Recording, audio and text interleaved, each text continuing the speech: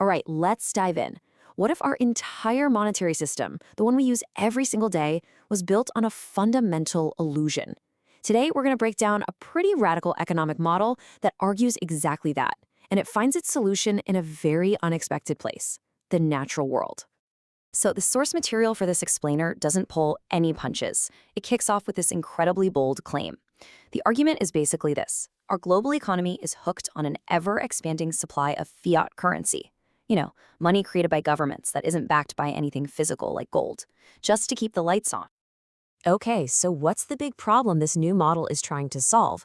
Well, according to this text, it all boils down to something called the illusion of fiat. Let's take a look at how this illusion is supposedly constructed. The way the author sees it, the system we have now is a pretty simple three-step process, but a deeply flawed one. Step one, you just create money out of nothing. Step two, you use that newly created money to get people to work and turn it into real physical things. But that, right there, leads us to the final critical step. And this. This is where it all falls apart. The argument is that the whole system depends on printing endless amounts of money to chase a limited supply of actual physical stuff. So here's the kicker. Once those real-world resources are gone, it doesn't matter how many zeros you add to a bank account, you can't buy something that just isn't there anymore. Okay, so this is where the whole idea takes a really fascinating turn. Instead of dreaming up some other complicated human-made system, the author looks to nature for the answer, specifically to what's described as a perfectly balanced closed-loop system. And this slide, wow, it just lays out the core analogy perfectly. On one hand, you've got the fiat system, which this text calls an unsustainable illusion. But on the other hand, you have the water cycle. It's described as this perfect self-sustaining model that doesn't just create abundance, but compounding abundance. The system actually gets stronger over time.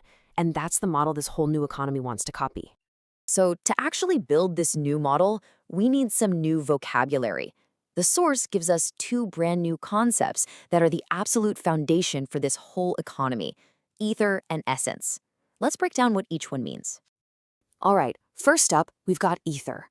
Think of ether as the new name for all the regular currencies we use, dollars, euros, yen, the whole lot. Its most important feature? It's abundant. And because you can create an infinite amount of it, the author argues it's specifically designed to lose its value, its purchasing power, over time.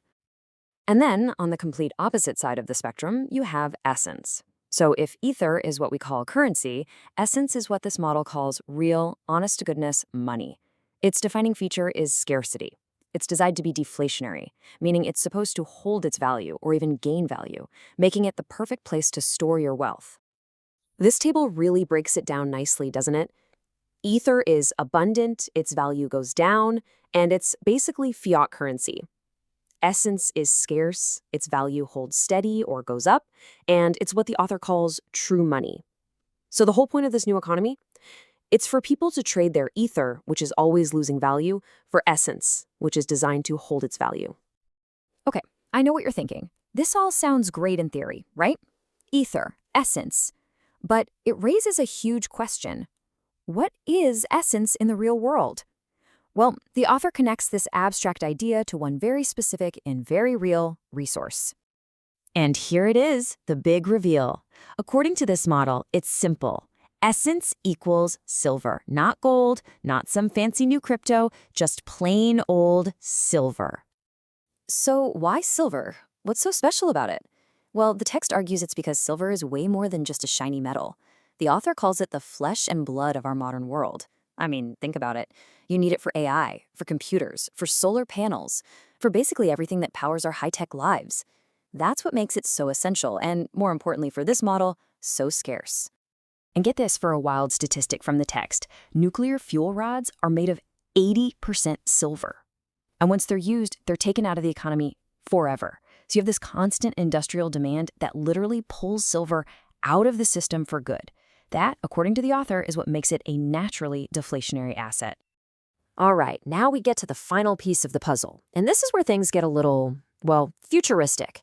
See, this isn't just a theory on paper. The author actually proposes a way to test it all out, using a virtual world as a kind of economic sandbox. So this simulation would have three main parts. First, the simulator. The virtual world itself is a place called Earth2.io. The core resource inside that simulation, the thing that represents all physical matter, is silver, which is our essence. And to run the whole show, there's a controlling AI that the author calls Max Bullion Silver.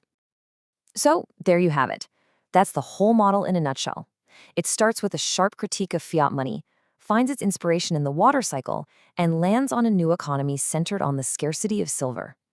It's a pretty wild vision, and it all comes together in a virtual simulation to test it. And really, it all boils down to one huge, thought-provoking question. Could a virtual world really be the key to designing a better economy for the real one?